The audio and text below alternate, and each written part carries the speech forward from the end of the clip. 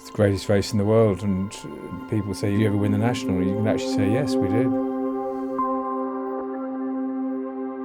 head on then to the final two fences in the 2015 Crabbie's Grand National.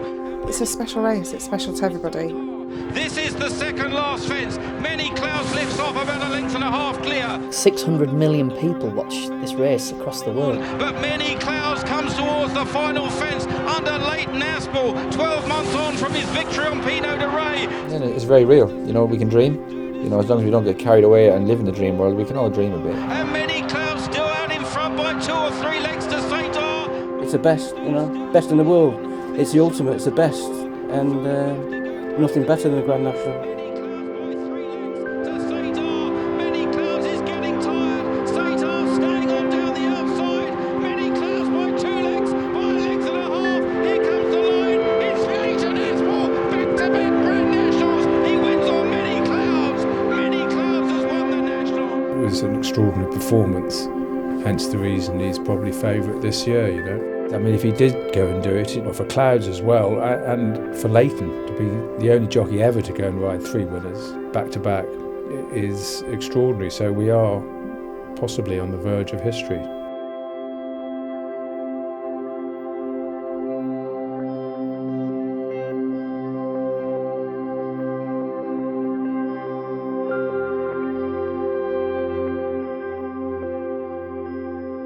I watched it on my own, well, not literally on my own, but on my own, surrounded by people I didn't know.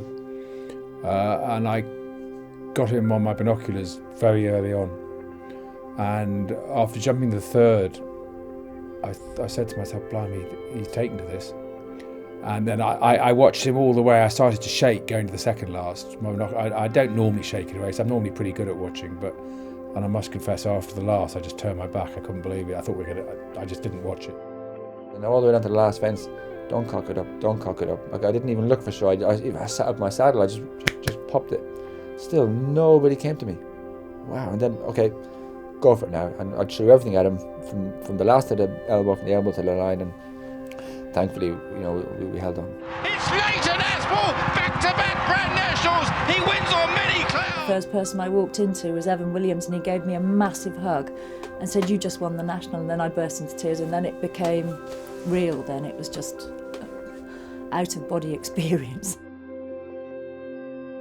It's been the best 2 years of my life, without a shadow of a doubt. We just live in the dream now, do you know what I mean? Everybody recognises you. Somebody says CJ, they were saying CJ around the paddock when he won the Horse of the Year. And it's mind-boggling. People know you, but you don't know them, do you know what I mean? That's what he transformed you. It's just, you have to pinch yourself, really.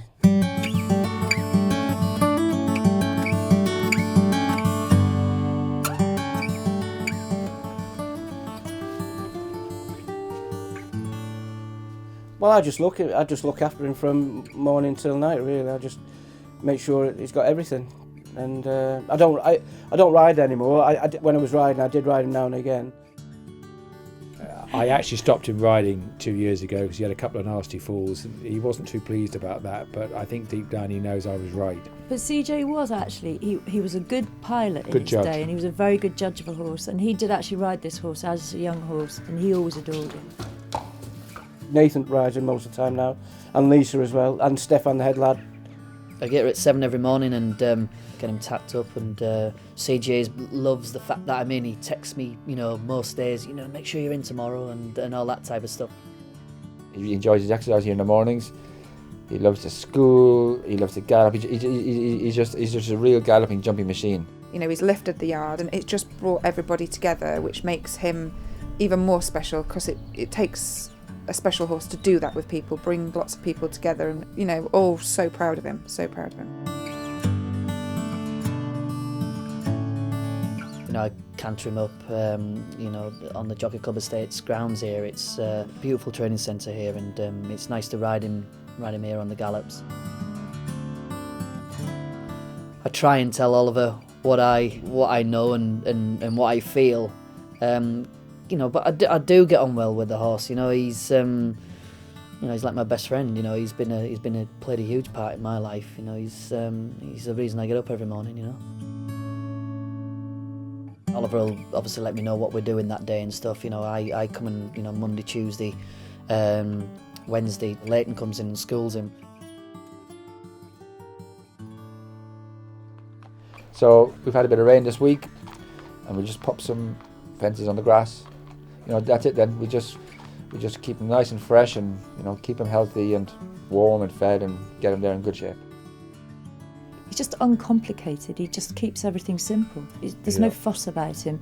They're sort of made for each other, really, because Clouds is a big old-fashioned chasing type of horse, and Leighton, with the way he rides, with a bit of leg and a bit of rein, you know, he suits that type of horse. He gets on with the job. He's a man of few words, and those few words have taken a while for me to even understand them after 12 years of riding for me. I now do. But you can see it in him as well, that he's got confidence.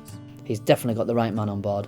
He's a gifted man in the saddle. I mean, he's amazing to watch, and more amazing to watch on him, because them two just get on like a house on fire. They're at unity going around there, and it's just poetry in motion to watch them two go over an obstacle together.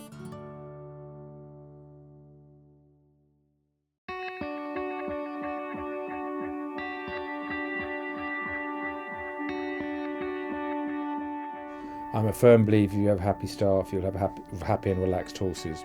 The more relaxed the staff are, the more relaxed the horses are. I want the horses to have their energy on a race course, not getting all tensed up at home.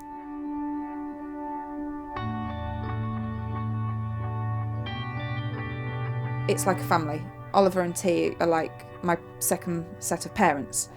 And it's been an incredible experience to be here.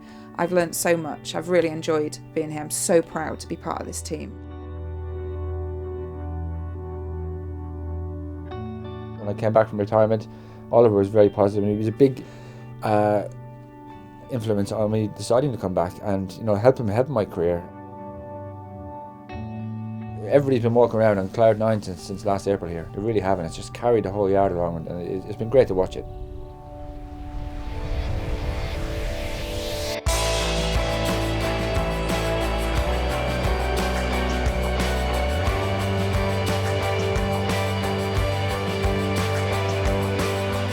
It's amazing how it affects everybody. It's great to be associated with the race, but more so to be associated with a horse that's hopefully make history. He's going for the impossible, but we know it is possible because we know he can do it. And the whole build-up for the yard, and if it happens again, you know, I don't think I'll be able to get the lorry back into Lambourne. Winning a national is the biggest thing in the world. I mean, I'd rather win a national than 3 Gold Cups any day, because it's a people's race. Everybody knows about it. It's mind-boggling what the race does. Natural excitement building up to it. Any yard would be when you've got a runner in the national. It's a buzz. Anything can happen in a national, so everybody's buzzing. So it's just exciting. I mean, just to get there with the chance of winning another national is amazing. There's butterflies there. Every jockey's going to have some butterflies in their stomach, their lives, if they tell you otherwise. But it just keeps you nice and sharp and keeps you on the mettle. The fact of winning it 3 years in a row I've got to put that to the back of my mind and concentrate on the job in hand.